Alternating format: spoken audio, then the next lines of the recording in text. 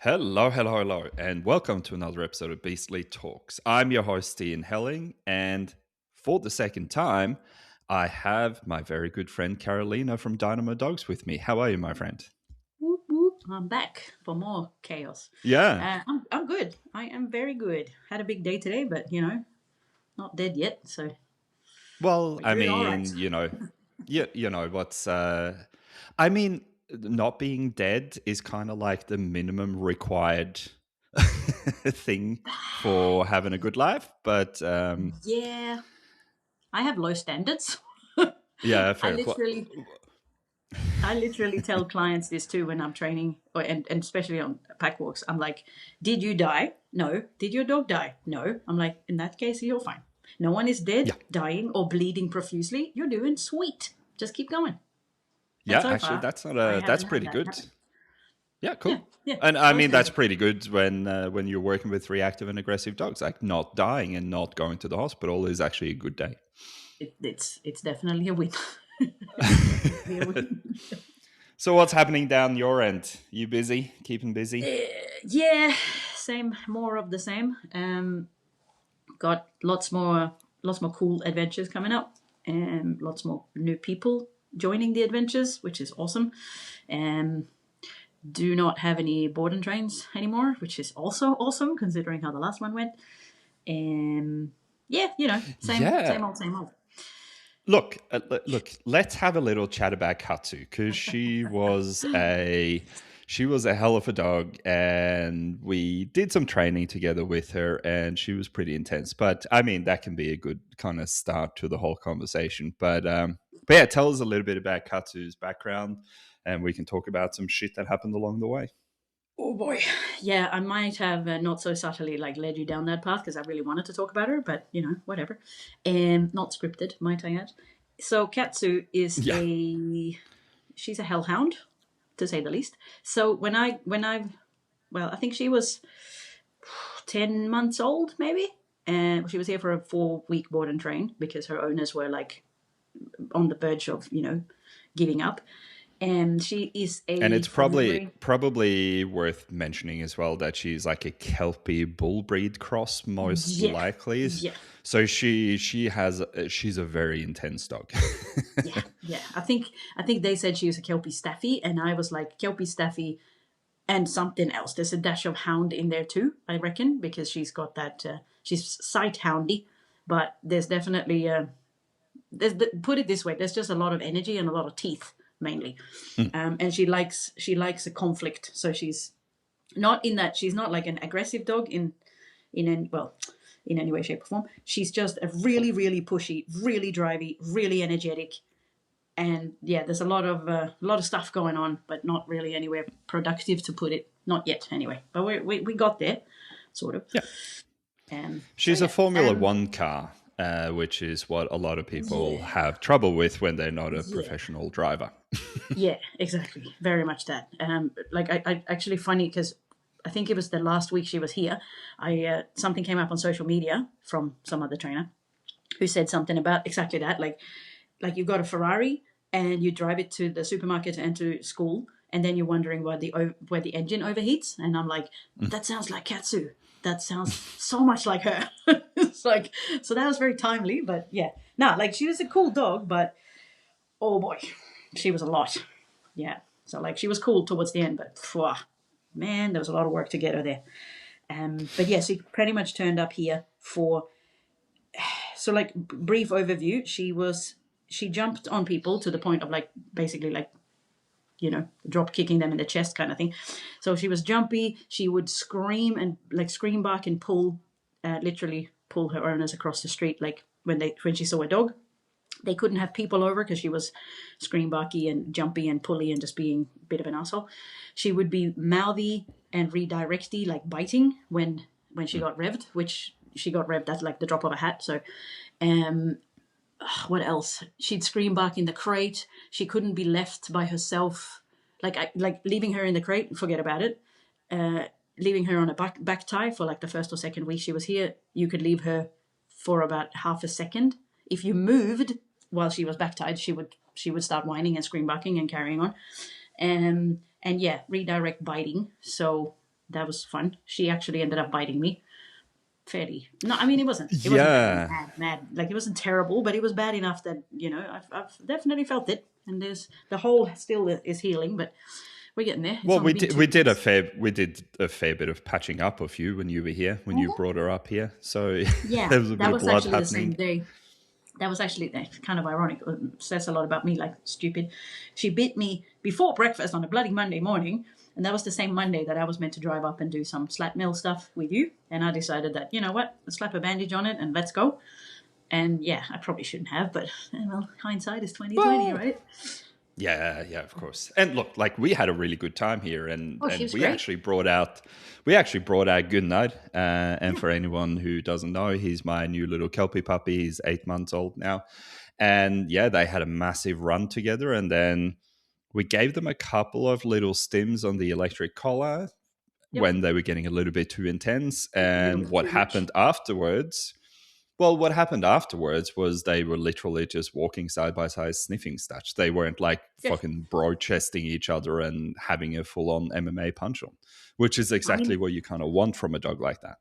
yeah. I mean, they sort of started a little bit like that, but yeah, like you said, a couple of nicks, and they were like, "Oh, okay, we can just hang out. We can just be in the same vicinity." Like they were playing chasey. They were doing. I think Katsu was trying to do some bitey face, but Gunnar was a bit like, not really having it. Being a kelpie, that makes sense, right? But yeah, just that like actually being social and playing chasey and just hanging out and like sniffing each other and just eventually just kind of existing together, like so, which is cool because like again, literally when I got the dog, she couldn't be within sort of eyesight of another dog. She would fucking lose her mind, like fully. So having like that was kind of one of my goals to get her, which also probably leads into what you actually want to talk about, having her off lead and being able to exist with and around other dogs without losing her ever loving shit every single time she saw another canine. You know what I mean? Yeah. And by the fourth week, like the day that they picked her up, the owners came to pick her up. They actually joined us on a walk. There was me with Katsu and Poppy, and I think there was 4 or 5 other dogs.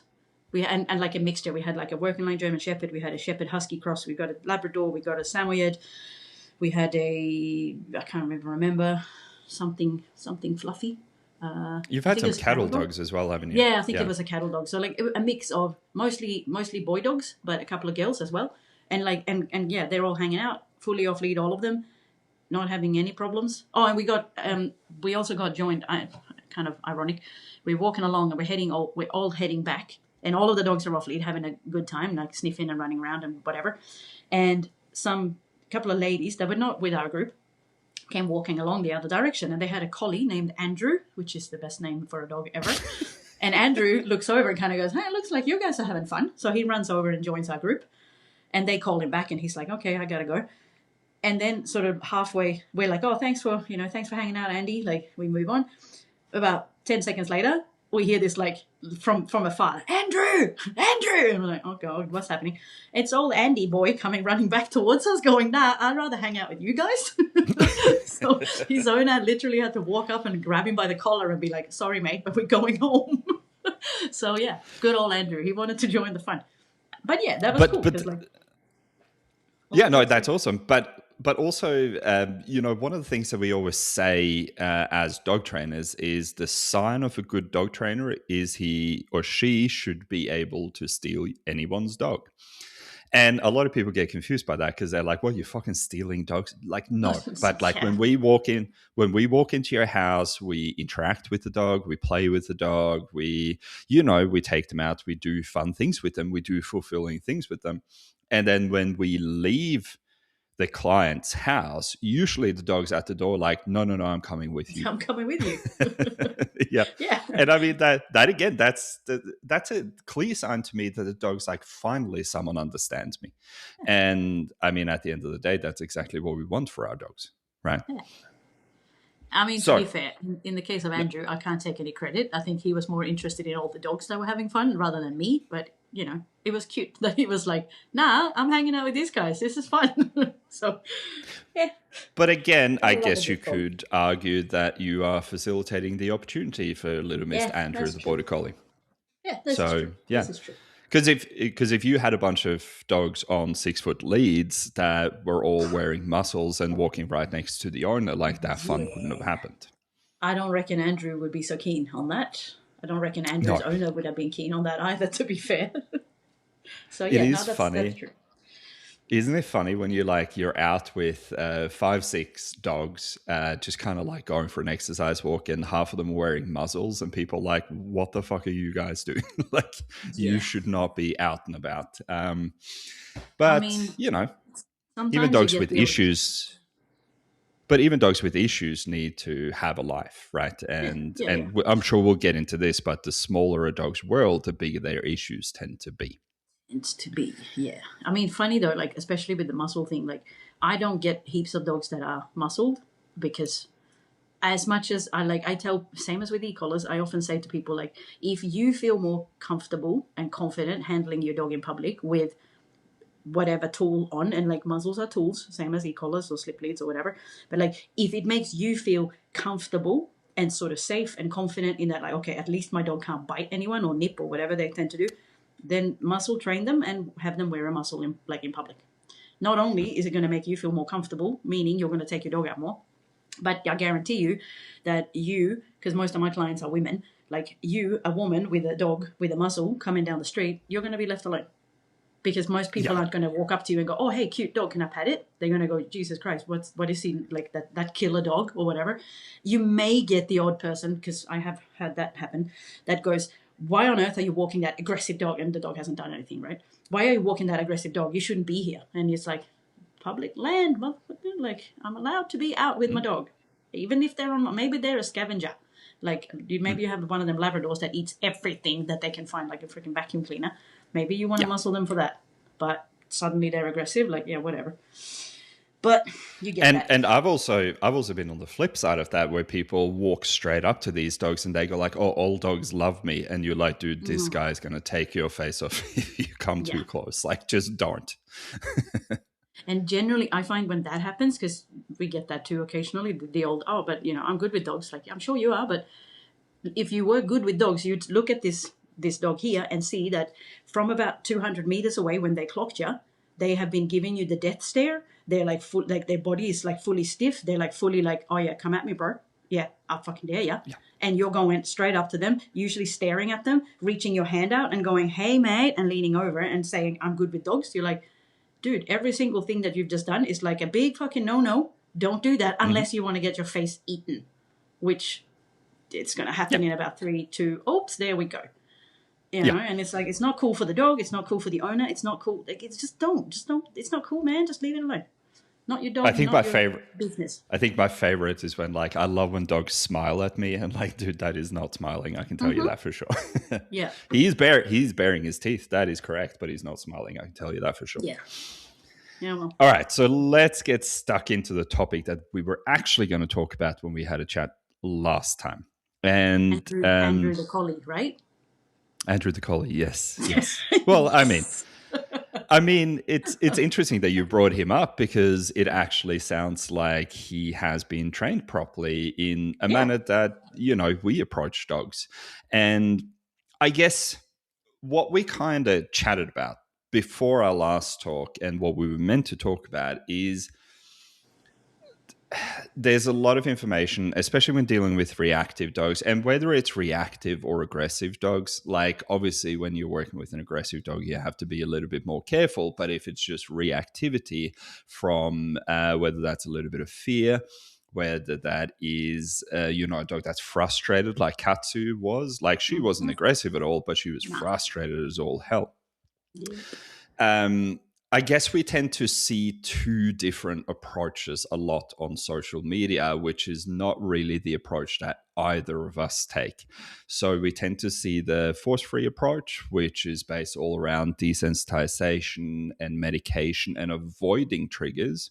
Mm-hmm. And then we have the what I would call old school balance, which is all about heavy management, really heavy obedience training, and often a little bit of flooding. The And Yankee Cranky version. it doesn't even have to be yanking crack, but it's got to be like, hey, when I tell you to drop, you drop no matter what kind of thing, which, Yeah.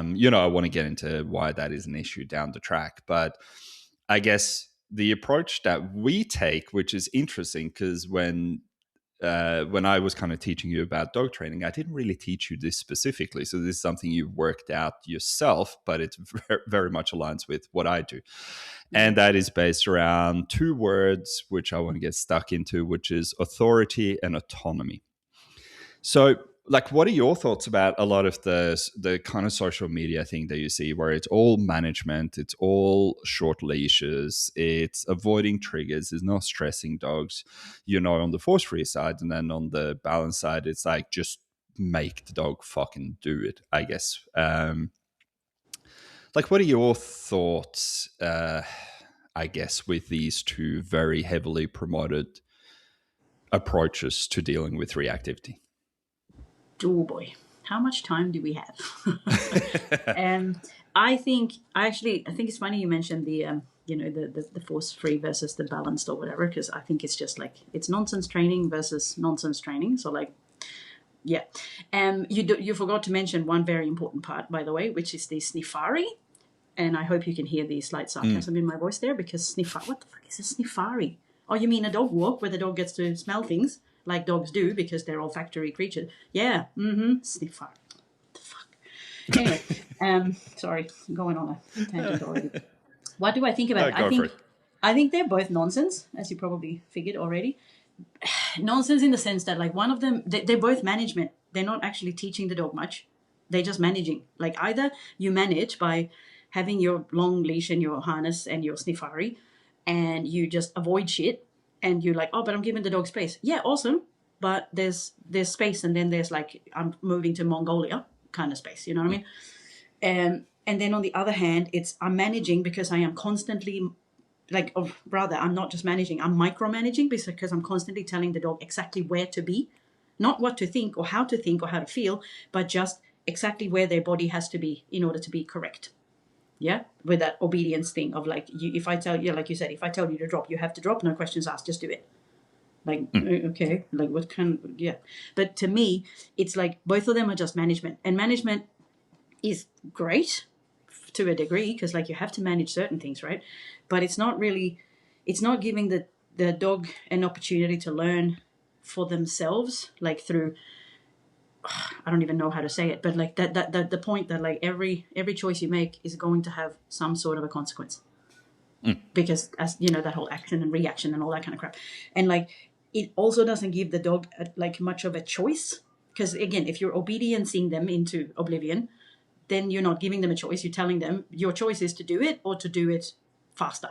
Like that's your choice. Like, okay, that's not really a choice. That's like saying to a kid, you're going to have to, you can have broccoli or cauliflower, but you're having fucking vegetables. And the kid's like, sweet, I guess I am eating vegetables then, you know? But like, and like, again, nothing wrong with that, but whatever. And the other one But is almost like, it's yeah, almost sorry, like you're go. giving the dog too much choice, in that like they can do whatever they like and there is never any consequences other than like nice ones. And again, I'm making quote marks, but like I don't know. I think both of them are nonsensical, but for like they're like both, what do you call it? They're like opposite ends of the spectrum to the point that they almost meet. It's just, you know, Yeah. they're standing back to back and kind of going, no, we would never do that. You're like, but turn around and look, you are. You're just, you know, on the one hand, you're doing it because you want to be kind. On the other hand, you want to be kind, but you're doing it with a bit more force. So like, it's still, you're still not giving the dog any kind of chance to learn what works and what doesn't work, and like giving them a choice to like, should I fuck around and find out, or should I not? You know what I mean? Like it's just, Yeah. I don't know. And it's one of those things where I've so look, I don't have any issues with management, but again, management to me should be a temporary tool unless you have a particularly dangerous dog, right? Yeah. Any dog that has a bite history has to be managed for a period of time while we're going through the actual training. But management in and of itself to me isn't training. No. Training is exactly what you said then. It is having it's learning skills, absolutely. So, teaching obedience, there's nothing wrong with that, but relying on obedience as a manner to manage almost a prisoner for the rest of its life, that doesn't actually help the dog progress in any way, form, or shape. No. And I think I guess the way that I look at it, and I'll give my opinion on it, and then I'll let you have your say about it. And then as we get through this a little bit, I want to get into how we actually approach these things. But like desensitization, like all of these things individually, there's nothing wrong with them. There's nothing wrong with desensitization. There's nothing wrong with management for a period of time. There's nothing wrong with obedience or even flooding for certain dogs. But what happens is when we start working dogs in vacuums and we're only taking a singular approach to something, the dog does not have a choice in anything. And I mean, the one side of it, so the like desensitization on its own, uh, sure, can be effective, but what tends to happen is when people are always trying to keep dogs under threshold, the dog doesn't actually learn because it doesn't get put in a position where it makes a mistake and it learns that that was a mistake. Right. So this kind of like stress avoidance management strategy. And they're like, hey, we're just going to shovel food in the dog's face from 100 meters away from the trigger where the dog doesn't actually see the trigger and doesn't give a fuck. Doesn't actually desensitize the dog. Know what I mean? No. It's like, Yeah. hey, we managed to get from 100 meters to 98 meters. And then in this 2-hour training session, you're like, yeah, how many years are you going to be training this for? Know what I mean? Yeah. But then on the other side, you have the heavy obedience training, which does not alter the dog's mindset.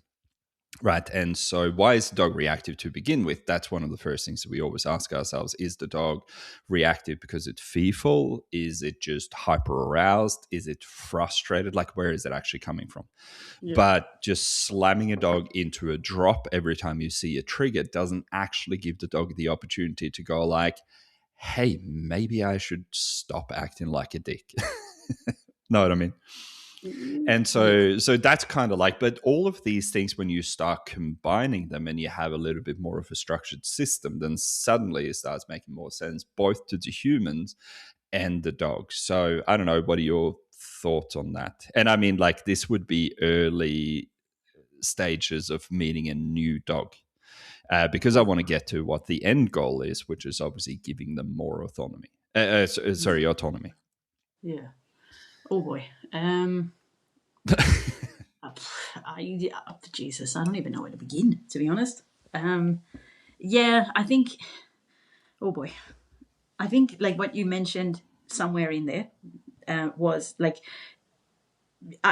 okay, I get stuck on the idea that there is a right and a wrong because I'm like that. First off, it feels very like moralistic to say that. Not saying that you're saying, but like that people tend to get stuck on that's the right way of doing it. This is the wrong way. Like there's nothing, there's no such thing. But reason being that like every dog is an individual and like every dog has certain things work better for one than the other and vice versa and all of that.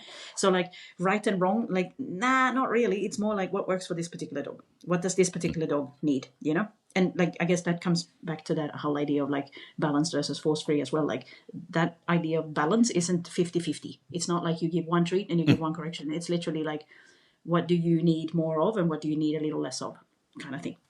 But that's a side note. I completely lost track of my own thoughts right then because No, I got that's fine. distracted because I do. Hello, ADHD brain.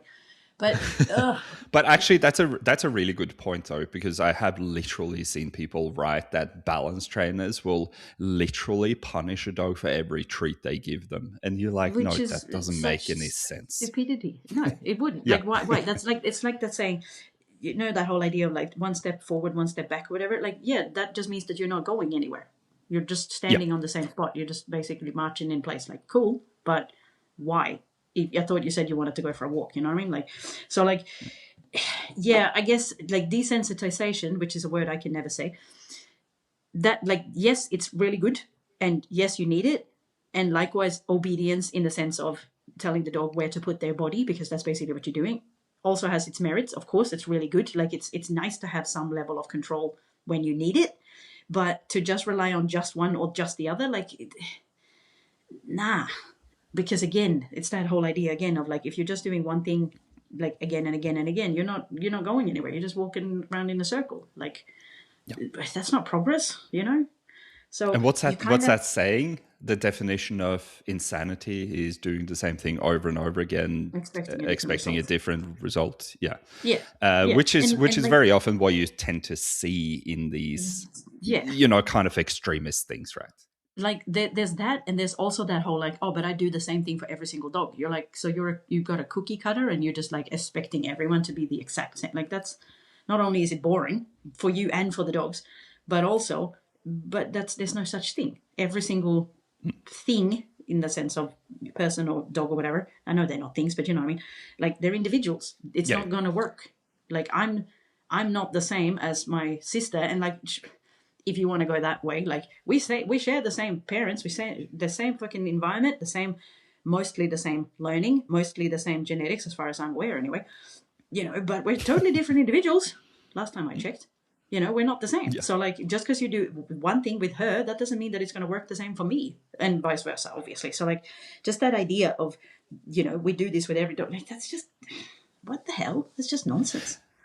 I think the way that I like to explain it to clients is that yes, all dogs learn the same way, but all dogs are an individual as well. So they learn Yeah. at different rates. They learn from different approaches. But I mean, at the end of the day, reinforcement and punishment, while it presents differently to different individuals, the learning that is taken from it is the same.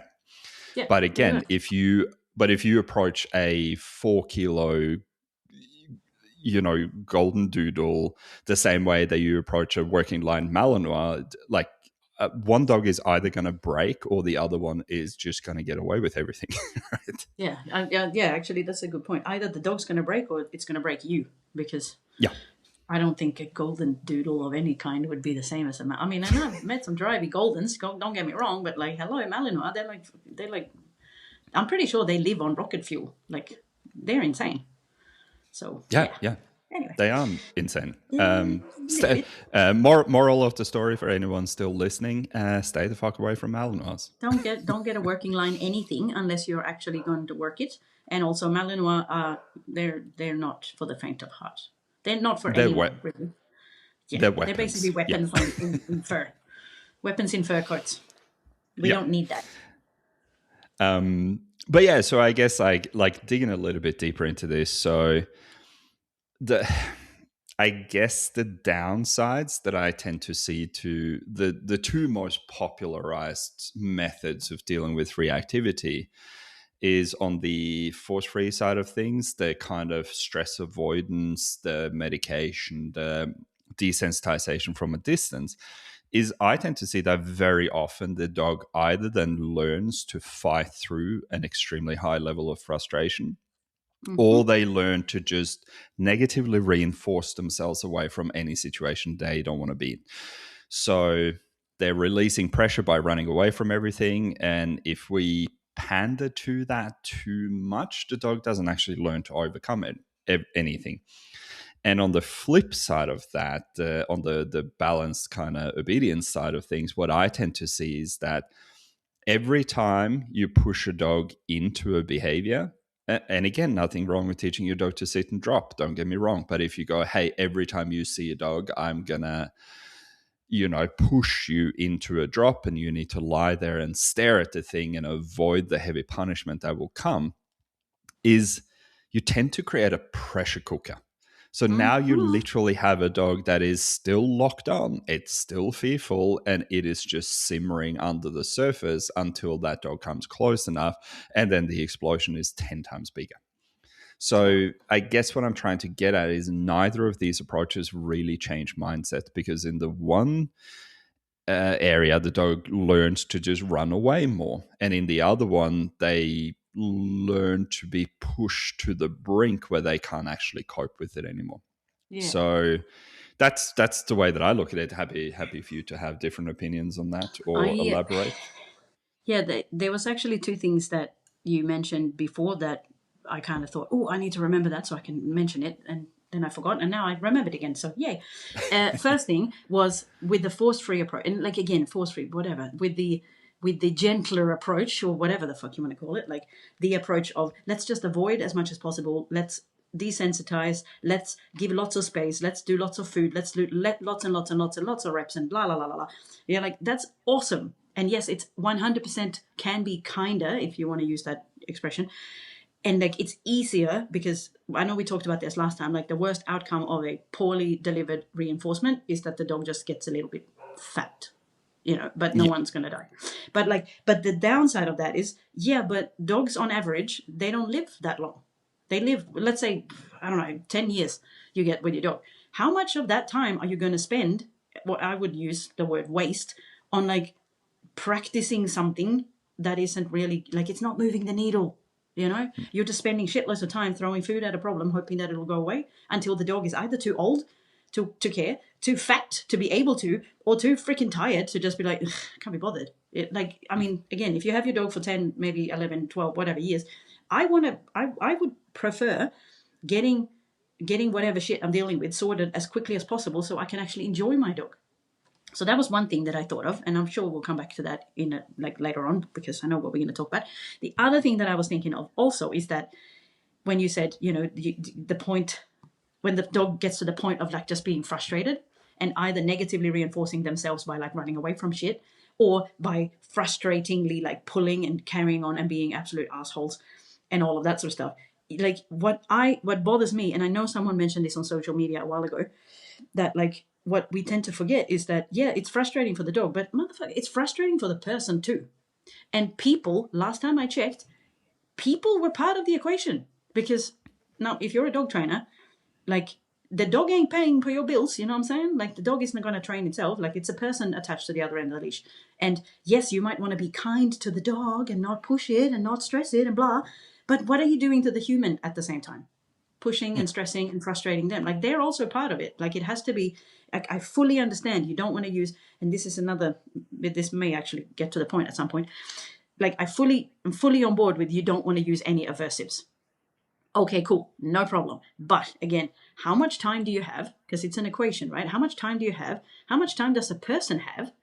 And how much frustration, like, are they willing to put up with, both the dog and the human? Because those are the things that you got to consider. So, like, go for the kindest possible option of training, but also be mindful that, like, it's not just for the dog, it's for the person and for their life together. Because again, if you're spending months and months and months and you go, like, I had someone reaching out to me on social media, I promise this is relevant, who said, oh, we have this dog, let's say it's a boxer or some sort of a, like one of those like eternal puppy, like bully breed type things. And he got really excited when he saw other dogs. And this person, who's a dog trainer, might I add, were like, we have gotten really, really good at, look at that, look at me, like that sort of game. And we can now see dogs across the park and he doesn't explode. And I'm like, yeah, they're awesome. But across the park, that's like a really long distance. How long have you been working on this? Oh, 6 months or whatever. And I'm like, cool. How much closer have you gotten? Yeah, we're across the park. I'm like, yeah, I know you said that, but like, how much closer have you gotten in 6 months? And she's like, oh, we're still across the park. And I'm like, so you're basically stuck in one position and you don't know how to get closer, as it were, or like you don't know how to continue with the problem solving. Like, again, how much time are you going to spend on that? How much time do those people have? How are they, like, I know you don't want to use aversives again, because this was very much one of them. No aversives trainer. And I'm like, but you kind of have to pick, and keeping in mind also what you, the person, consider aversive, person in this case, the trainer. For the dog, that might not be aversive at all. They might not even care. Or by all means, for the human training the dog, like the actual dog owner, they might find it aversive, but you might, or like whatever. But like, it again, you kind of, it's like a cost benefit, right? Like, what are you trying to achieve? And how is that, like, what's the easiest, fastest, gentlest way that you can get there? That should be the goal, right? That's what I'm getting Absolutely. at. And I think it's very important to talk about aversives, because Yeah, a lot of people, when they hear the word aversive, they immediately think punishment from an which says aversive a lot tool. about them. Yeah, but again, what is aversive? Like, if you take if you have a fearful dog, right? Take the example of a fearful dog, because that's Yeah. usually like a little bit of a simple example for people to wrap their heads around.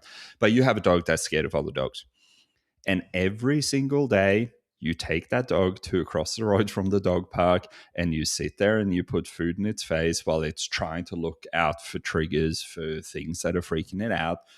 That's aversive, right? A Mm-hmm. lot of people just can't wrap their heads around the fact that unless it's physical pressure applied to the body, we still have mental pressure, which can be equally aversive or even worse in many cases.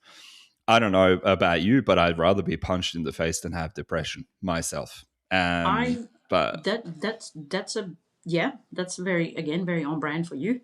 Example. I yeah. was thinking when you said mental pressure, I was like, yeah, like getting up in front of 25 people and giving a presentation. A lot of people would be like, I would rather punch myself in the face than do that. Like, I don't have a problem with it because I used to be a teacher, but like, a lot of people would be like, oh hell no, a presentation, are you kidding me? That's like the most nerve-wracking thing. And that nervousness and the stress of building up, oh shit, what are they going to think? Oh god, what am I going to, what if I don't know, what if I do this, what if this, what if that, blah, blah. That stress, that's hella aversive.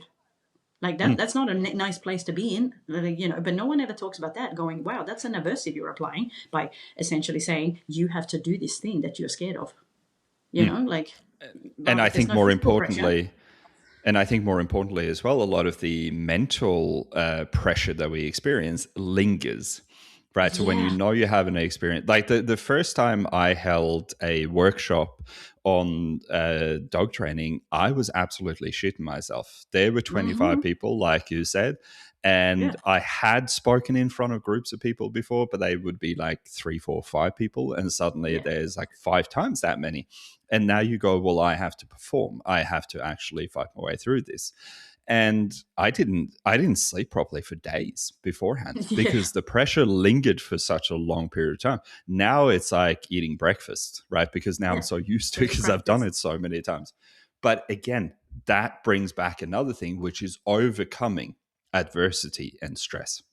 Exactly what I was hoping One you'd th- say. one thing that drives me fucking mental is that people don't understand the difference between adversity and aversives. Yeah. Because I see that all the time. Like, you shouldn't train with adversity. And you're like, dude, you don't Uh, even understand what you're actually talking about. But yeah, so I guess, what are your thoughts on that side of things? And what are your definitions of adversity versus aversives? yeah. Funny you mentioned that too, because again, timely. Some other.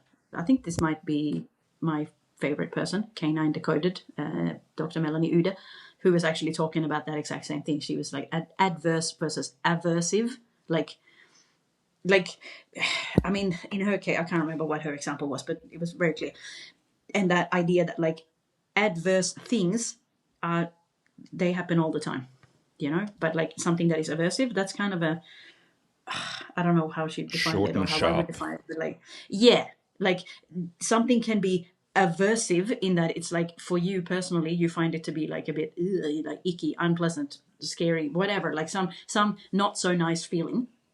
Adversity, that's like, hey, have you met life? Because life is full of adversity in the sense that it's full of shit that, I mean, fair. It might be like, if you're going to put it that way, it's full of aversive stuff that you overcome. You have to go through some friction in order to get to the good stuff. You know what I mean?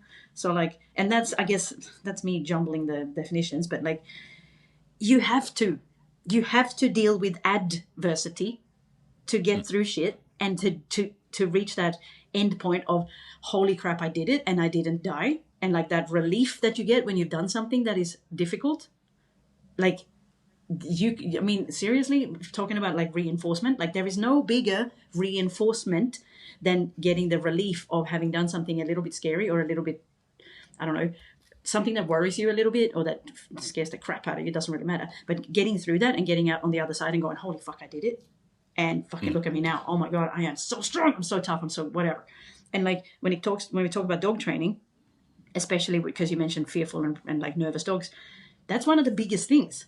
Like just pushing them, and obviously not going like sink or swim, baby, and like shoof, there you go into the deep end of the pool. But like literally going, hey mate, you can do it. Trust me, you can do it. And they go, nah, I'm scared. I don't trust you. I don't want to do this. And you go, I know you don't want to, but you're gonna have to. You're gonna have to trust me on this, and I'll show you how to do it. And we won't push you like so far past your, comfort level that you're gonna like die. Like coming back to that point of flooding before, but we're gonna have to push you a little bit. The second you do it, even if it's just you touch whatever, you touch the grate that you're scared of walking on, cool, touch it, and we can then step away, and you can have that sense of like, holy crap, oh my God, I did it, and I didn't die. Maybe now I can be brave and do it again. And like, Yeah. is it aversive to go towards that grate when you're scared of it? Hell yeah, it is. But when you go through it and you don't die, guess what you just overcame? You know what I mean? Like that's that whole again. You got to go through some adversity in the sense of friction, difficulty, frustration, whatever, to get to the other side and go, fuck, I'm so awesome. I can do anything. Basically. Yeah. The way that I tend to break it down is adversity to me is mental stress, and aversives of physical stress. So the example that I tend to give is learning how to cook, like learning something new is always stressful. Touching a Yeah. hot stove is very different from that. But the pressure of learning to cook something new, to remember a recipe, that's adversity. That's a Yeah. stress that is put on you to remember. And even like in school, if you think of doing exams, right? Having the pressure put on you, that's not aversive, that's adversity. That is a struggle you need to overcome. Yeah. Whereas having a fight with the local bully in the backyard, that's aversive, right? Because you get punched in the face. So it's kind of Yeah. like, but is the pressure coming from inside your head or outside your body? That's kind of how I look at adversity versus aversives, because adversity is something you experience, aversives is something you feel. Yeah. I've never thought Does of that it that kind of way. make But sense? yeah, it does. I've never thought of it that way. I've always only ever thought of it as like, yeah, adversity as like the friction of life. And I like the word Yeah. friction, you can probably tell. But like that idea that like if everything is smooth sailing, you've got the I don't know how they say it in English, but in Sweden there's an expression like the curling parent, curling as in the sport, i.e. you're just Oh, yeah. constantly sweeping and making everything smooth for your child. Therefore they never Well, that's a experience any helicopter friction. parent, isn't it? Yeah, okay. Yeah. Okay. I just like the idea of curling, in that Yeah. everything is silky smooth. There's no friction. And then the first time you hit even the tiniest bump, you're going to go smash in your face first into the ground and go, holy shit. And you're like, it was a pebble, mate. Like, how are you not able to step over that? Like, how can you not get through that? You know? So, like, yeah, I don't know. I just think it's such a nonsensical, and that I guess comes back to that idea again of like management versus management and obedience and blah blah blah blah, because like if you're constantly managing and constantly like in a lot of people's cases micromanaging, you're not actually letting your dog go through anything little bit difficult, a little bit of friction as it were. When they finally hit something that you're not there to help them with, and they hit that little bit of friction or that little bit of resistance or whatever, then number one, they have no idea how to cope with it. And number two, it's going to hit them like so hard in the face that it's going to be oh yeah, you guessed it, an aversive experience where they go, well, shit, if that's going to happen every time I try something, I'm not going to try anything ever again because that's fucking scary or painful or whatever. Like, not worth it. Yeah. And again, Yeah, if it's absolutely. a pebble, like, no problem, I can deal with the pebble, but a fucking mountain? No, I'm not prepared. So, like, And like it's and I guess if you want to break it down even further into terminology, and like if you want to break it down into quadrants, adversity, the overcoming of something unpleasant, is technically negative reinforcement, whereas an aversive is more likely to be positive punishment because it yeah, is an application to stop something, whereas a negative reinforcement is a stressor to fight your way through, which makes you stronger on the end of it. Right. And again, this is kind of the balance with, especially if you're working with fearful or dogs that have a low stress tolerance, is you kind of, like you said, you have to push them. You cannot stagnate. You always have to push. But if you push too hard, you shut the dog down. Yeah. And that's the kind of very difficult balance that you tend to find with dogs that are fearful, that have a low tolerance for stress. So, like, how can I empower you to climb this mountain, but also at the same time, by dragging you into a situation, how do I not make that punishing to you so you shut down? I guess. Yeah. Actually, just Um, for fun, I actually just Googled adversity versus aversive just to see what the internets say, and Go it for it. literally says adversity is a noun, describes a state of hardship such as poverty, illness, or crisis. Tests a person's strength, patience, or resilience. Excuse me. So basically, what you said, a mental thing. Aversive, that's an adjective. So not only is it not the same, but it's whatever. Describes an action, stimulus, or object that causes someone to avoid. So like aversive Yes. stimulus to decrease an unwanted behavior. And even if you're like looking at averse versus adverse, which is where I think people fall apart, they're similar because they're both adjectives, but averse describes a feeling of strong dislike or opposition. Adverse meaning unfavorable or harmful. Like, so that's not, they're same, but very different. Unfavorable doesn't mean the same as like describing a feeling of strong dislike or opposition. It's just not so nice. Yeah. So And anyway, and this is a yeah, side no, note. yeah, no, but actually, that's actually pretty good, because I haven't even looked up the definition. I've looked up the definition of what we're going to talk about next, which is kind of where this conversation is going. I know we're doing some circles now, and we're kind of rambling a That's little the bit, standard. but I think this is. I've always said that words and definitions are important to me, and whenever I run a workshop, the first fucking half an hour of that workshop is literally just defining things. Yeah. Because if we don't have the same definition of a word, we can't speak the same language. And Yeah. I think that's where a lot of things fall apart, especially on social media, because it's very easy to throw around words like abuse. Right, Yeah. I had a former student of mine get called an animal abuser, and she was like, "Oh my Oh, god, this is jeez. horrible!" Right, because she used the slip lead to teach loose lead walking, and I said, like, "Hey, keep in mind that animal abuse is illegal by law. It's Yeah. something you can get penalized for, right? But you've never been penalized for training a dog to walk on a loose lead with a slip lead. So technically, you can call defamation on that, right? Yeah. Right.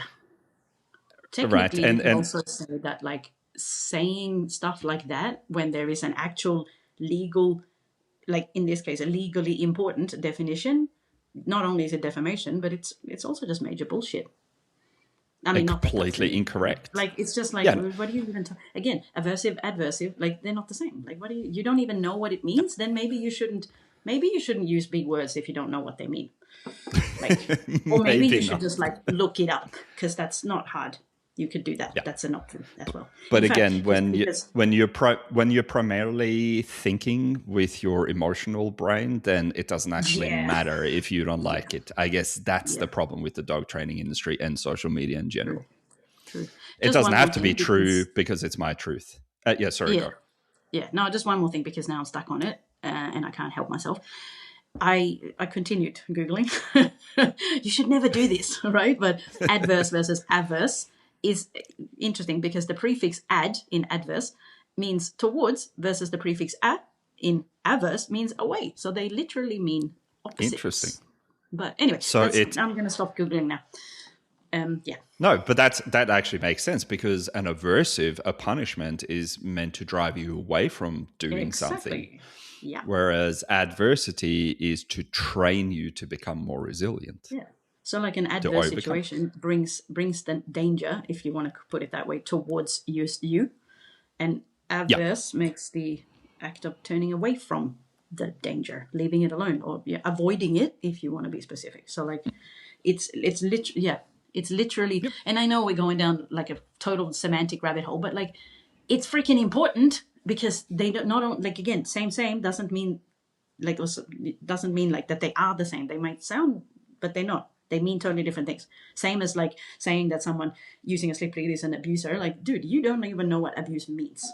clearly, Mm, because exactly. this is not you might not like it, and that's totally fine. You can dislike things to the cows come home, but abuse, dude, there's a reason why that shit is illegal. You know what I mean? Like, yeah. And Anyway, again, like learning to avoid some discomfort. Again, this comes back to like you don't put your hand on a a hot burning stove. stove because Yeah. it fucking hurts, right? So you've learned to avoid that. Therefore, you don't have a problem using the stove. You're not scared of the stove, Yeah. anything like that. But if the stove followed you around the house, threatening you Randomly all the burning you time, every now and then. yeah, now that would be a huge problem, right? Because now You you're live like, in I'm a not even haunted safe. house. Exactly. But yeah, no, it's ridiculous. And like abuse is systematic. Yeah. Like, and when people say that prong collars are abusive, e-collars are Yeah. abusive, and like, dude, these things are just pieces of metal and plastic. That's It's all that they how you are. use it. Yeah. They can be used to help a dog, but they can also be used in the wrong hands or in like whether that's inexperienced hands or someone who has ill intent. Absolutely, they can be Yeah. used to abuse a dog, right? But that's the But that again, problem, though. but that's Like, not the tool in and of no. itself. The tool No. itself is neutral. It's the application of the tool that causes the Yeah. problems. And All like, right. also, Yeah, sorry, go. j- just ending up the rabbit hole.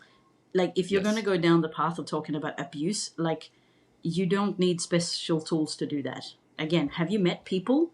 Like, trust me, there's ways to be nasty and abusive, like actually abusive, without using anything other than your voice or your thoughts, or like, again, like, you don't need any special things to be abusive. So, like, yeah. Anyway, that's a different You can conversation. Perhaps abuse a that's another dog. time. You can abuse a dog with a newspaper if that is your intent. That doesn't mean the Yeah. newspaper in and of itself is bad, right? Depends on the newspaper. Well, look, that is a fair call. All right. Let's get the Anyway, conversation going. So now we've only been we've had yakking on for 50 minutes as a warm up. we've had a 50-minute introduction. Now we need to get stuck into the actual training side of Heavy things. So editing. yeah. So there are two words that I use a lot. One of them I'm not super happy with, but I haven't got a better word. So if anyone has a better word, that would be great. But autonomy and authority.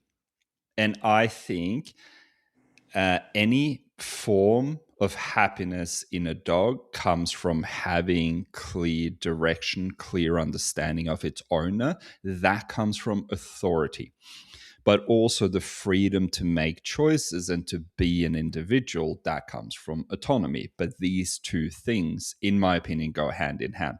Now, I want to touch on the word authority first, because a lot of people struggle with that because they automatically think of authoritative, Mm-hmm. and then they start moving into like, oh, you're doing dominance training, you're trying to be the alpha, blah blah blah. But authority, because I've actually looked up the definitions here, so Excellent. authority is the legitimate power or right to command, make decisions, and enforce obedience, often derived from official position, expertise, or social structure. And that literally just means to me that my dog is a house predator. I know what's best for them. I know better than them because they live in a human world, which is constructed for my brain, not for their brain. So, me having the ability to stop my dog from doing something, to recall my dog away from something dangerous that they don't understand is dangerous, that to me is authority.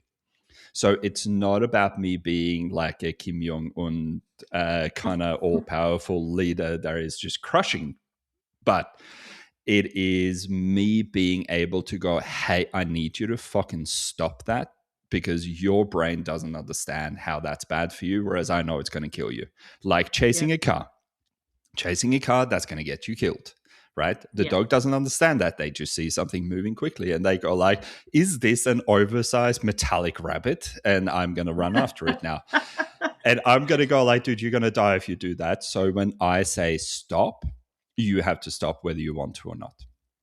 Um, And then on the flip side of that, we have the definition of autonomy. So autonomy is the capacity to be self-governing, making informed, uncoerced decisions and acting on one's authentic beliefs and desire.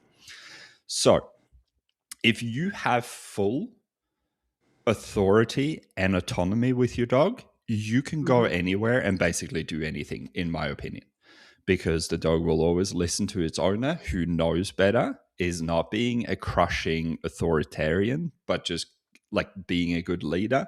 But at the same time, the dog goes like, hey, this is what I want to do because I'm an individual and I have particular drives. And that also feeds into biological fulfillment. So I know that was very technical, but I'd love to hear your thoughts on this. And then I want to get stuck into how we get from this kind of frustrated, small world blowing up at everything into a dog having autonomy and you as an owner having authority. Okay. So, if you allow me some semantics again, because this is clearly the semantics and dog training podcast, Go for I it. find no seriously. You can obviously tell that I'm a language nerd, but like I find it fascinating that we've been talking all about like the specific definitions of words and stuff and what they mean because it's important. But like, if you're looking at it from like a etymology, i.e., where words come from, like obedience. Technically, and I know technically whatever, but like it actually literally means to listen to or give ear. And it has actually evolved to signify compliance with authority, which is interesting. But initially, because it's like Latin roots, blah, blah, blah, I'm not going to go down too much of a tangent, but it's like, it implies that the word originally meant attentive hearing rather than blind submission. Whereas these days we talk about obedience, especially like in a dog training or military or kids, like it's all about like just do as you're told, and like that's not what it actually is about. It's like, hey, listen to me, and like really listen, not just like in one ear and out the other. Like actually hear me out and listen to me, and like sort of mull things over and reflect on what I'm saying. Like actively listen, which is cool because if you look at it that way, it's not a bad thing. And yes, it's tied That's into actually that really authority. interesting. Yeah, right? And Yeah. it's tied into the idea of authority, but not in the sense of, like you said, Kim Jong-un dictatorship, authoritarian, but more just like that sort of, I have possession of information and knowledge that is beneficial to you. And if you just obediently listen, as it were, then I will share all of this wisdom or whatever it is. I know this is getting all like woo-woo, but like whatever, it's interesting, right? No, this is great. I love this. Because I'm Yeah. such a language nerd myself as well. I Yeah. absolutely love this. So keep going.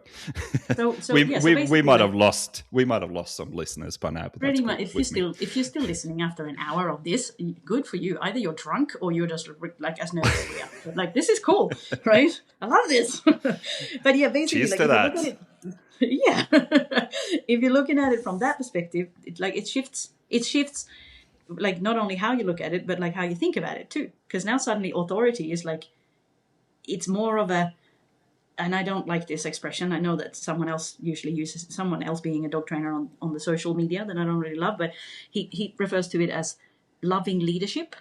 And I think I've actually heard it a couple of times. It sounds a bit icky to me, loving leadership. You're like, yeah, whatever. But if you look at it again from that sense of the definition of authority and obedience and all that sort of stuff, it makes sense, because loving leadership, if you want to, turn it into more of a human friendly language, what is that if not like, that's parenting? That's being like a good parent, But like, that is setting boundaries because I yeah. love you and I want you to be safe. That's But literally what also, it is. not only do I want you to be safe, but I also want you to turn out to be like a decent individual that has friends, that has good, like, functioning relationships, that can fit into society, that doesn't become like a social outcast because you're either a total asshole or because you're an entitled prick. Because no one's going to want to be mates with you if you're an entitled prick, but also no one's going to want to be mates for you if you're a chaos monkey asshole. So like, I don't want that for you, my child, or my quote unquote fur baby, like that this individual that I care very much for. I don't want that for you. So therefore, I'm going to help you understand that in certain contexts, there's certain things you just have to do. You might not want to, sweetheart, but you have to. And trust me, like, again, if you look at it from the like parenting perspective, and this is coming from someone who doesn't have kids, might I add. So like, Like, it's not that I'm some sort of a, parenting Same, guru or same. whatever, but we've all been kids and we all know what it's like to be a child and have a parent tell you have to do something, right? But like, if you look at it that way, it's literally like, I'm doing this with your best interests at heart. Case in point, coming back to that thing that I mentioned earlier of like the not really having a choice when you tell a kid like, you gotta eat your vegetables, you can have broccoli or cauliflower, and they go, well, that's still vegetable. You're like, yeah, and trust me, when you're 35 and you haven't lost your teeth from scurvy, you'll be freaking glad that I got you to eat your broccoli. So just do it, okay? And like at Yep. the time when you're 5 years old, you're going, no, I don't want to eat freaking cauliflower. You're like, well, too bad, because you have no choice. But basically, that was a really long way of saying having authority over someone who is obedient in that sense of the listening and the like loving leadership, whatever. That's not necessarily a bad thing. No. That just depends on like how you look at it and what's your like preconceived idea and like what are you doing with it.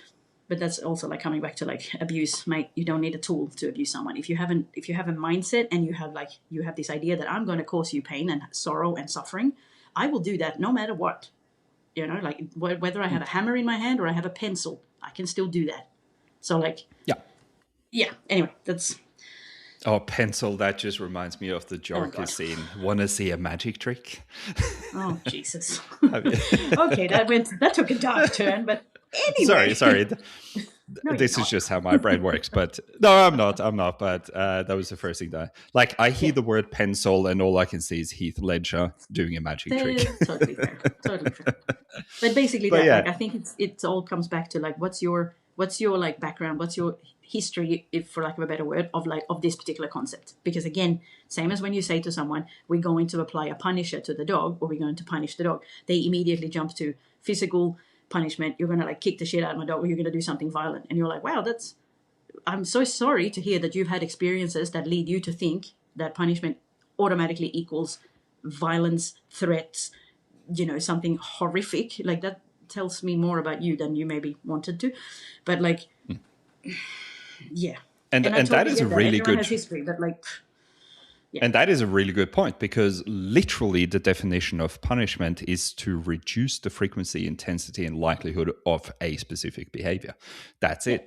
it. So when people, and I mean, for a lot of dogs, that is literally just saying no and clapping your hands, right? Yeah. But when people automatically go into like, we're gonna dog daddy fucking helicopter the dog on a prong collar while blasting them on a level 100, you're like, yeah, that's not punishment, that's Yeah. just straight up cruelty, right? Hey, Those two things are not, they're different. that's a good no, that's a good example of abuse, in fact, Yeah, because absolutely. in no way, shape, or form is that actually intended to educate or teach or give a consequence to. That's just like, that's literally just being a dick Actually, for what you no other said there is reason than, super, yeah. what you said just then is super important. Punishment is actually to educate, not to shut down, Yeah. right? And I think that's it. One thing that's happened with the positive reinforcement wave of numb fuckery that has kind of taken over the dog train or the animal learning space in the last 10 years is that positive reinforcement is the only way to educate an animal in any way, form, or shape. And you're like, no, that is the best way to teach an animal to do something. Yes. Mm-hmm. But it doesn't stop there, because an animal then is just going to keep doing what the animal is likely to want to do. And in the case of having a house predator, which we also like to call dogs, I am starting a petition to ban the word fur baby and replacing it with house predator, because I think people would respect dogs a little bit more if we couldn't call Mm-hmm. them fur babies. But edu- Yeah. both reinforcement and punishment is simply just to educate, and it's to create authority where you have a mutual language with the dog, where the dog understands, hey, biting kids is a really bad idea, or chasing a rabbit across the road is a really bad idea. I don't know why, because that's something I want to naturally do, but I've been told not to do it.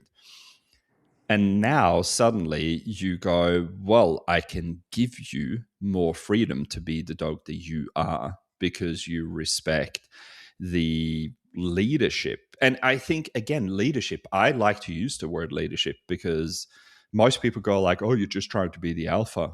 And you're like, no, no, no. Like, let's fuck off the whole dominance thing. I've talked about this many times in this podcast, but being a leader is being someone that actually points the right direction. Go like, this is how we find success. Yeah. And if you do not follow me down the path of success, yes, there can be an aversive consequence, which is going to be unpleasant for you, but then we're going to find a mutual ground that we can work together on afterwards. But then, like, if you, like, I keep coming back to semantics because now I'm stuck in that. But, like, Oh, go for it. okay, this is not dog training related. Like, in a previous life, right, I used to work in an education space and ended up, for some reason, working on a lot of business courses, as in university courses for business, like MBA courses and stuff like that. And there was one, or quite a few of them, but like there was one in particular that I thought was interesting. It was all about the difference between leadership and management, right? And almost every single time that we worked on these types of courses, like one of the first things that we always had to get the academic to sort of define for us was, what is the actual definition of leadership versus what is management, and what's the difference between a leader and a manager? Which, yes, I promise it ties into dog training, because the whole idea, again, there's lots of different types of leadership and different types of leadership roles, right? Like how you want to become a leader and blah, blah, blah.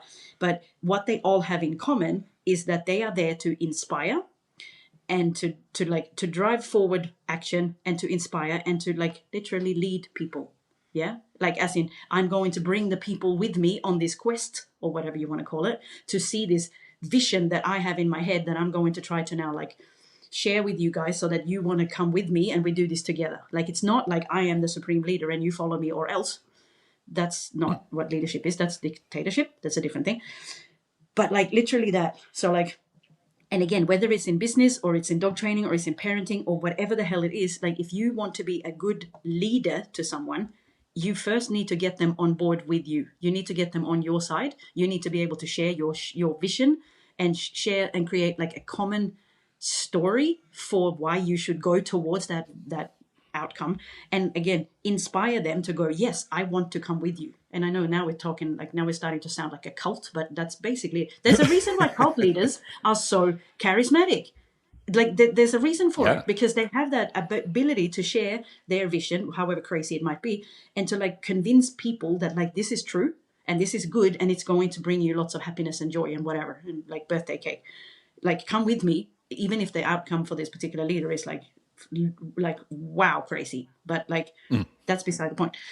But you know, but versus management is very much the person on the ground that is going, okay, cool, the leader, supreme leader over there, he's got this vision, he's got people all rah rah and like, oh my god, this is so cool, we're going to do it together. And then the manager steps in and goes, here's how we're going to do it, here's all the processes and all the standard operating procedures and blah blah, all the boring crap. Here's how we're going to do it. Here's how we are physically going to manipulate your bodies, in the sense that, you know, you're going to be attending the office X amount of hours a week, or you're going to sit and stand and drop or whatever. Like, here's how we're going to do the sort of day-to-day, like the day-to-day This is how we're going to do the physical operations of the task that is driving us in the right direction. Yeah. And like you kind of have to be, again, trying to tie this back into dog training, you have to be that leader to show the dog where the benefit lies and like why we should do it together and like how cool it's going to be when we do it. And then when they start doing it, then you have to step into your management role to a degree and kind of show them like, hey, that's not the right way. And you can either manage, like we have talked about, either you can manage with obedience, or you could manage with this, I don't know, like lots of space and lots of food in their face or whatever, or you could manage by setting them up into essentially a situation where they may or may not be successful, they may or may not fail, but if they fail, it's going to be a productive failure where you can go, that wasn't quite what I was asking for, but hey, try this and you're going to be successful. Or alternatively, they try and they get it right and you go, awesome, can you do that again? And, you know, like literally teaching them how to get success so that when they are successful in that situation, you go, cool, I can now trust that you know how to do that job, because, you know, as a good manager, that's what you do, right? You want to get your team members to do the job so you don't have to micromanage. No one likes being micromanaged. No. So like, it's your job to show them how to do it and then like trust that they can do it so that they can have, oh my God, here comes that big word, the autonomy to actually do the task. And you can then step aside and be the leader and just go, awesome, my team is doing what they're supposed to do. I can sometimes step in and manage if they are going down a little bit of a wrong path, wrong in the sense of like that's not where we're going. And then I can come back into that leadership role and go, hey guys, you're doing an amazing job. Keep going, because here's the vision. We're going towards this goal together, and I will throw you some, I don't know, reinforcement to keep you going, to keep you motivated, to keep you working, to keep you whatever it is that we're doing. Like, that's Well, the way I see it. what is a paycheck if not positive reinforcement? Yeah. And it's a delayed freaking reinforcer too, because like, yeah, sure, I'll get paid in a month or 2 weeks or whenever. I know for a fact that I'm going to get it. That's the only reason I keep working. If it starts becoming random, I'll be like, yeah, it's going to have to be bloody good if it's random for me to continue wanting to work, if I'm not sure if I'm going to get paid or not. But yeah, again, comes back to that whole idea of like... No, I think that's really cool. And that actually has pulled up a couple of things in my head. When you talk about leadership, that is generally someone pushing you towards success. That is different from a dictatorship where all you're doing is trying to avoid punishment, right? Those two things are very different, right? But also that brought me back to, as obviously before I was a dog trainer, I worked in advertising, and advertising is an incredibly intensely high stress job. And it just made me realize that the best job I ever had in the advertising space was the job where I was just left alone to do my job. That's where I produced the best results. That's how I had the most success. And the absolute worst job that I ever had was when I was constantly being yelled at for not producing quickly enough. When you were being micromanaged? Absolutely. And it was just like, micromanaged and just fucking kicked in the ass every time you were 30 seconds late to deliver something. Was that perhaps possibly that you didn't have any autonomy to do your job, and you weren't trusted enough to like know that like, hey, we trust you, we know you can do this, so we're just going to leave you doing it until you do something that is going to go down the wrong path, and we're going to go, oh, mate, stop there, or it's going to cost us a lot of money. Might need to steer that in a different direction. Exactly. Yeah. 100%. But I think that's where people get it, like where they get confused in that idea of that leadership. Oh, I'm going to be like freaking Hitler. You're like, whoa, hang on. No, that's not what we're talking about here. But like, oh my God, did we say the H word? Or did we say the H name? I guess. Yeah, pretty much. No, but like, and I mean, let's not even go there. No, but you are right though. It's like authority. Like the vast majority of good parents have authority over their kids. Their kids do their chores. They do their homework.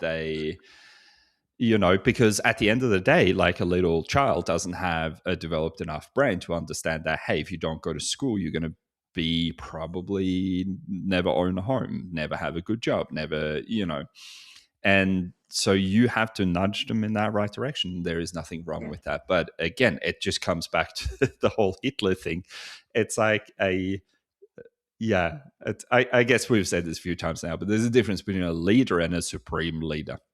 Yeah. and we want to be the cool guy that the dog goes like, hey, I fucking love you and show me how to succeed. And you go like, hey, this is how it happens. Yeah.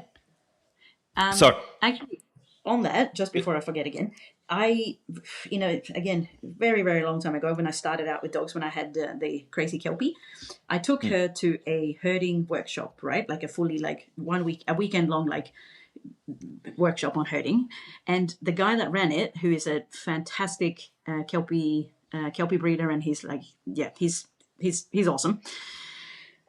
He often said that, like he pretty much started every day by saying, you got to be your dog's, you got to be a good boss to your dog. And the first time I heard it, I was like, oh God, he's going to be one of those people, like, oh, boss dog, blah, blah, blah. But what he said was like, if you had a job, like where you had to, go into an office, for example, what kind of boss do you want to work for? Do you want to work for the micromanaging asshole that stands over your shoulder every single day and goes, work faster, work harder, do this, you're doing that wrong, blah, blah, blah, blah, blah. Or do you want the person who goes, mate, I hired you because you're a professional. I know you can do your job. And if you got any issues, come find me. But if not, I'm going to leave you to it. So as long as you don't do anything that leads to essentially a fuck up, You do your thing, and I will give you feedback on your on the products that you or the services or whatever it is that you're doing. I'll give you feedback and keep you motivated and keep you going, or I'll give you, like, again, a little steering here and there when you need it. But that's it. Like, because I trust that you can do this on your own. And if you can't, okay, cool, this is your first job or whatever. Well, I'm going to be your boss. In that case, it's my job as your boss to show you how to be successful. And I was like, when he didn't quite go into quite that much detail, but like that was his idea. And I was like, far out, that makes so much sense. Because again, if anyone who's ever worked in like a real job knows, if you have a dickhead boss, you just go, I'm quitting. Not because I don't like Yeah. the job, and I've done this plenty of times. I just can't stand the fucking manager. But the job is awesome and the colleagues are great, but the manager's dickhead. Yeah. And then you go to another job and you have a good manager and you're like, fuck, I love this. I'm gonna be the best. I can produce stuff. I can do things. Oh my god, I have so much, again, autonomy, and I can have a good life and I can have freedom and blah blah blah. And I reckon it's the same for dogs, right? Like, our job as your dog's boss, or whatever you want to call it, is to show them how to be successful, and whether that is how to be successful because they're doing what we consider the right things, or successful in that, like, how to be successful in life. Just don't be a dickhead to other people or other dogs. Don't do anything that leads me to say, nah, stop it. And you can have all the choices, you can have all the freedom, you can do whatever the fuck you want, and I will give you feedback. And this is kind of, I'm trying to tie this up in a nice little bow here, but like, No, this is it's going the basically right how way. yeah, I'm pretty much like, this is how I approach training. I think of it as like reinforcement and punishment, or obedience if you prefer. Like, that is basically just giving the dog feedback on their choices. But the key there is that the dog has to have choices. They have to have enough autonomy to be able to make those choices. And then when I can start going, I trust you because I can tell that you make good choices. Now you can have more freedom, so you can make even more choices. As long as it's not something that leads to a no, you can do anything you want. And that means, in my world, that means you can be off leash, because when you're off leash, guess what you have? You have a shitload of freedom to make a whole lot of choices that I can then give you feedback on. And if you can't handle being off leash because you haven't learned to come back when called yet, fine. On a long line, on a flexi, on a, I don't know, whatever.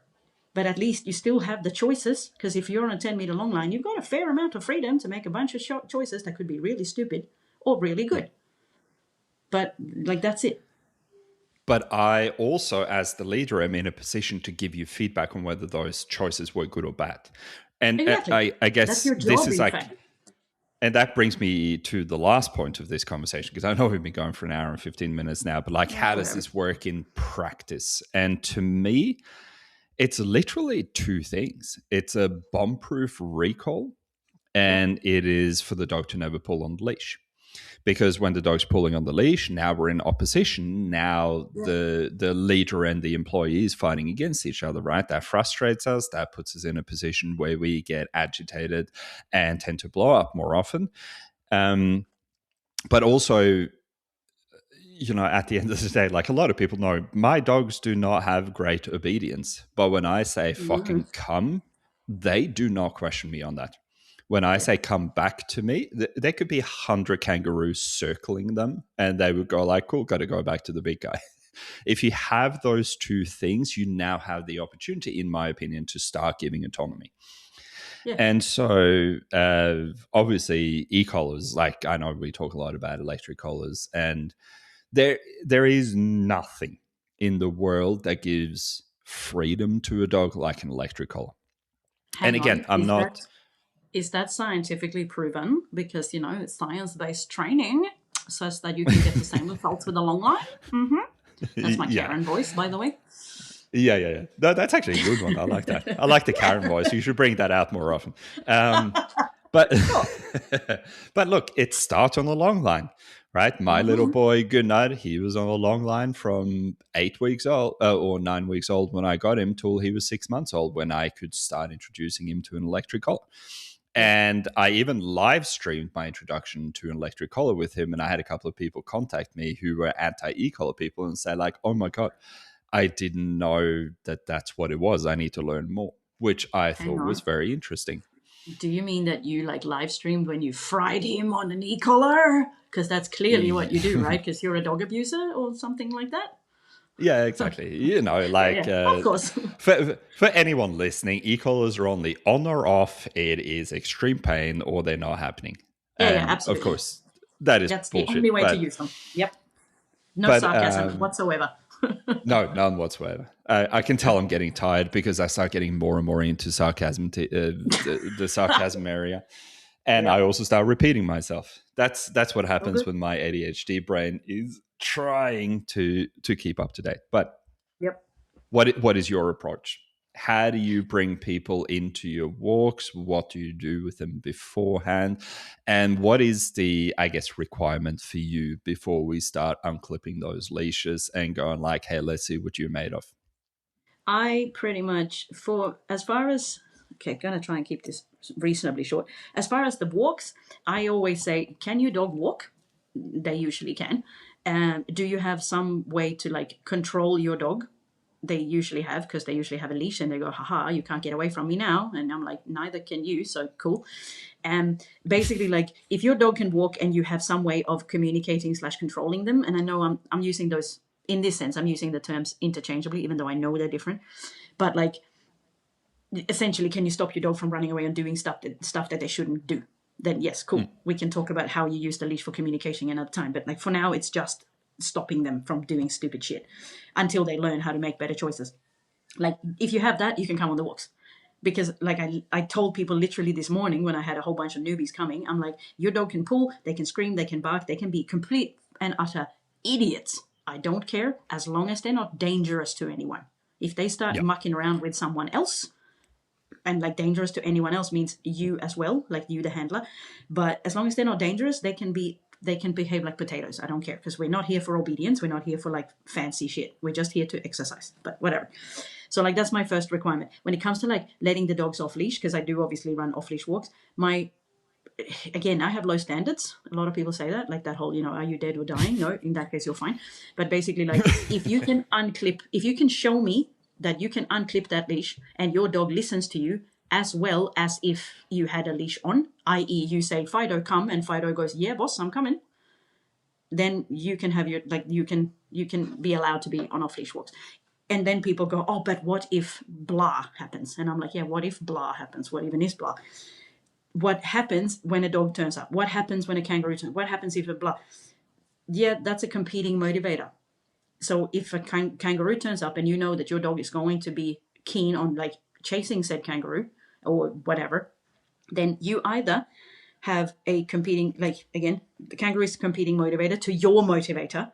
So what you can do, you either have a higher value motivator, whatever that is, or you don't let the dog off leash. Oh, but I want to let the dog off leash. Yeah, oh, good. That's the whole point. In that case, like, that's again that cost benefit. Like, in that case, you need to make sure that whatever you have that motivates the dog is stronger than the thing that it wants to go after. Yeah. Okay. How do I do that? Like, oh, then we fall into the typical, like, I need to have like roast chicken. You're like, yeah, roast chicken is great, but chasing a kangaroo is always going to outweigh roast chicken. So if you can't add positive reinforcement to your, to make yourself heavier, if we're looking at like an analogy of like gravity or whatever, or you can't make yourself heavier or more exciting or whatever the fuck, however you want to put it, you can also add negative reinforcement in that you make chasing that kangaroo or eating that shit or whatever it is, you make that cost so much that the dog goes, man, I haven't got enough money. I cannot pay to do that thing. Yeah. And how do you do that? Well, surprise, surprise, you can do that. Obviously, you can do that with a leash, but you can also do it with an e-collar, because then you can make it unpleasant to eat the shit or chase the roo. And I'm not saying like abuse the dog, absolutely not. I'm saying unpleasant. Make it costly enough that the dog goes, ha, if I continue running towards the kangaroo, the bill that I'm racking up is just going like, the meter is ticking, and it's ticking fast, and it's getting to a point that I cannot afford to pay the bill. So I'm just going to have to stop chasing the roo and come back to mum or dad and go, hey, I'm sorry, I don't have enough money in the bank account. Yeah, sweet. You made a good choice. I can now pay you a little bit so that next time you start fucking around, at least you have some money. You know what I mean? But again, it's that idea of like, you have to have a way of telling the dog, giving the dog feedback, like, oh, you stop that. That's bullshit. You can't do it. Like, no, I know you really want to, and I know it's exciting, but right now you can't because of reasons. Yeah. So like, and that's pretty much like the maybe not the only way, because when I say the only way to do things, people get mad at me because semantics again. Yeah. E-collars are not the only way to get a dog to stop doing stupid shit. Absolutely not. You can absolutely do it with a long line. You can do it with tons and tons of reps. But again, coming back to what we started out this long ranty conversation about, how much time do you have? How much time does your dog have? How high is your frustration tolerance levels? And how much bullshit can you put up with? Because doing endless repetitions on a long line and having the dog and going, I think I can trust you. Like you will never get to a point, and I know you shouldn't say never, but like it will take you a long time to get to that point where you feel confident 100% that no, I can let go of the long line. Yeah, Yeah. because it becomes like a lifeline. And like I know fully that e-collars do the same. You have the remote in your hand and you go, haha, I can now control you at a distance. And like that's cool. But most people, and I find this to be true for a lot of people, that they have the remote in their hand and they go, oh, this feels good. I can now control my dog, even though they're off leash and they're really far away. And then I go, cool. Can you control, like, do something, ask your dog to do something? And they ask the dog, like, they recall the dog comes back. And I go, did you press the button on the e-collar? They go, no. I'm like, why not? And they're like, because I didn't need to. Cool. Exactly. So you're not standing there with your remote going, I can zap you if I need. Okay, you absolutely can, but you don't have to. So therefore, why would you? Same as if you had it on a long line. Did you have to like give it a little pop on the collar? Did you have to reel it in order to get the dog back? No. Well, in that case, that it's just there for like, just in case, you know. And like, yeah, how do we get there? Well, of course, we start with some reps because you can't just throw them in the deep end of the pool and go, you better swim. And they're like, I have no idea what swimming even means, not let alone how to do it. Because again, that comes back to that manager versus leader role. I teach you how to swim. And then when I know you can swim, now I'm going to be the leader to show you, hey, we can swim the English Channel or whatever else long Yeah. distance swims there are. Do you know what I mean? But I'm not going to throw you in the English Channel first and go, hey, why don't you learn? Because that's Yeah. not fair. But when Well, when I am, because you're literally gonna be dead. yeah, you're going to drown. And that's a really good way of learning to not do something. That's the ultimate punishment. But like when we are in the English Channel and you are swimming, I'm also not going to sit there and just like demand that you like swim faster or that you do whatever. I'm going to have my lifeline, as it were, my e-collar in this case. I'm going to have my lifeline in case you need it. In case you suddenly forget how to do stuff and I need to remind you, then I can help you out. I know that's the most like muddied up weird analogy I've ever come up with, but it sort of kind of works, right? Because that's how I No. see the e-collar. It's just a communication tool. It's just something to help the person and the dog understand that, yeah, we're on the same page. Remember, we're doing this as a team. And when you have that, fucking awesome. You can do anything. Yeah. No, I think that's good. And you brought a couple of really good things that I want to talk about real quick. But what I always say to people is, like when people come to me and they say, why are your dogs still wearing e-collars? And I'm like, why do I put a seatbelt on every time I get into the car? Am I planning to crash? No. But I have it there Probably as a not. backup if something completely unexpected happened. Because at the end of the day, my dogs are predators and they make choices. And sometimes those choices don't really align. And that could just be that we haven't trained a particular thing for a long time, Mm-hmm. or we find ourselves in a situation that I didn't know was going to happen. Yeah. And at that point, I still have to be the leader and go like, no, you are never allowed to do this. And I have Yeah. to remind you that you're not allowed to do this. But one other thing that you talked about, which is competing motivators, what a lot of people don't seem to understand is that competing motivators go both ways.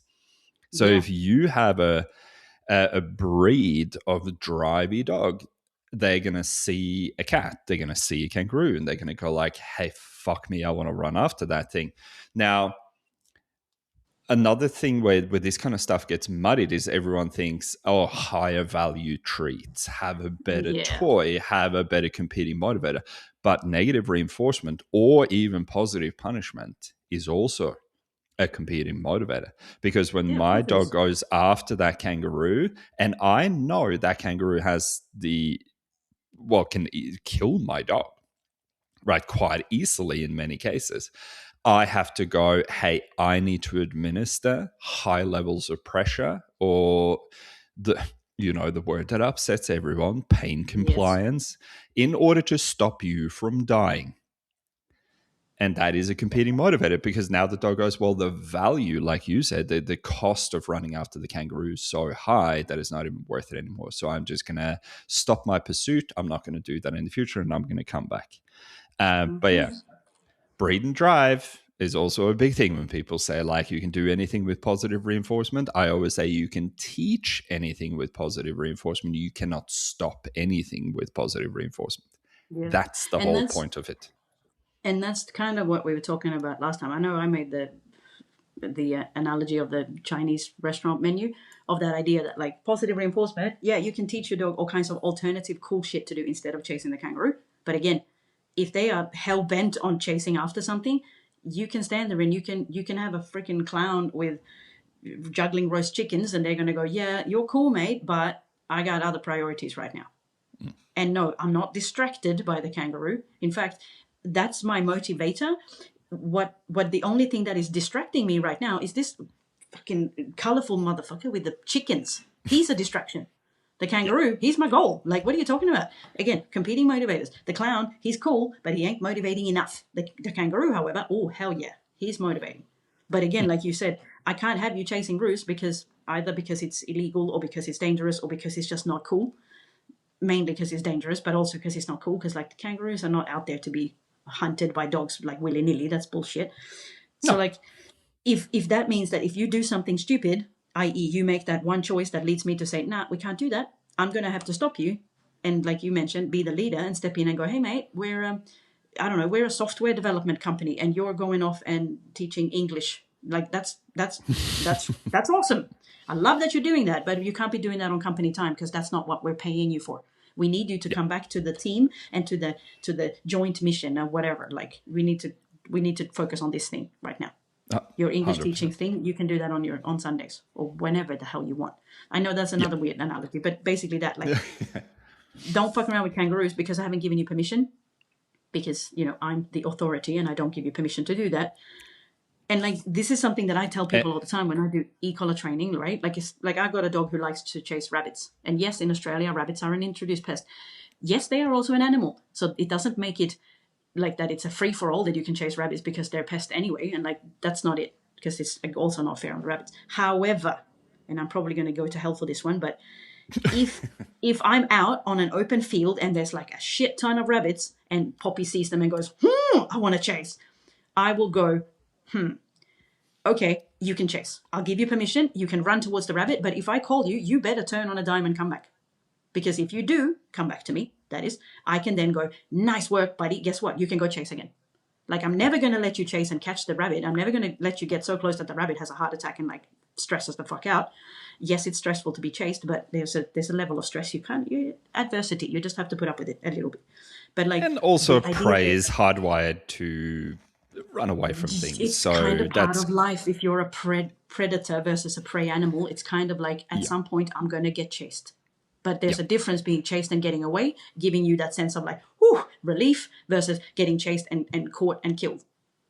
Because, again, I'm not saying that rabbits are, like, suicidal or whatever, but, like, humans, we do that too. We put ourselves in like, stressful situations, like, willingly, so that we can get out of them and go, whoo, oh, that was a spicy game. That was kind of, it gave me the tingles, but I survived it, and fuck yeah, I'm going to do it again. Like, have you ever been on this, like, super fast roller coaster? Like, I'm terrified of them, but I still go because it's kind of fun to be scared sometimes. because overcoming that adversity, fighting through that stress, the relief of the stress at the end of it is so fucking enormous that no positive reinforcement can compete with that. No, and that little bit of friction makes all of the smooth sailing worthwhile. Same as when you have a cold and you feel like you're dying, and then you can suddenly, like, a couple of days later, you feel better and you're like, oh my God, I have underestimated the power of breathing without, having a nose full of snot. Like, that's the same thing. Or if you were never sick, you would never be happy to be healthy, because it would just be that's just the default taken for granted. Like, it's not valuable anymore because I always have it. And I guess to kind of finish on that, for everyone listening, I stubbed my toe so hard yesterday that I broke it. Which and it is now ready to join the Blue Man group. There's no actual skin color left on my entire little toe, and I'm hobbling like a moron, and I'm considering canceling jobs, and that is adversity that I have to go through. But when I can walk properly again, man, I'm going to feel so good about it. yeah, And exactly. You're going to sit there thinking, just to elaborate on what happened, I was literally looking at my phone, walking through the kitchen, and I fucking smashed my foot into a door, and here we are. Shit happens. I I I have no words. No. And on that note, it's probably time to leave it. All right. I Any think last that would things be to very good. add, or do you feel do you feel like there's anything we've left out on the autonomy and authority thing? I feel like we've been quite elaborate. I think we've gone in enough circles around and through and over and under and everything. I reckon the only thing that I want to end on is give your dog as much freedom as they can possibly safely and responsibly handle as quickly as you can, because you only have so many summers with them. Don't fucking waste any time doing stupid shit that doesn't move the needle. Get out there and like live with your life. Live your life with your dog. Because when they're not here anymore, you are going to, the only thing you're going to be doing is going to be sitting there thinking, I wish I had done XYZ, blah, blah, blah, with Fluffy while he was still around. Trust me on that one. Perfect. I think that is the perfect place to leave it. Well said, my friend. And sometimes getting there quicker means introducing some aversives and not just playing Worth around it. and having a good time all the time. It's that Yeah. simple. Yeah. Awesome. All right, everyone. Thank you so much, Carolina, for joining me again. Always fun to chat with you, and we might have something cool coming up in the future. I'm not going to elaborate on that right now, but for anyone We are listening, gonna have cool stuff. we are going to have some cool stuff Yeah. coming up. We just Oh, don't yeah. know when yet. So keep that in mind. And for everyone listening, thank you for sticking with us. I hope this conversation was interesting. And now, as always, go fucking train your dogs. Goodbye. Bye.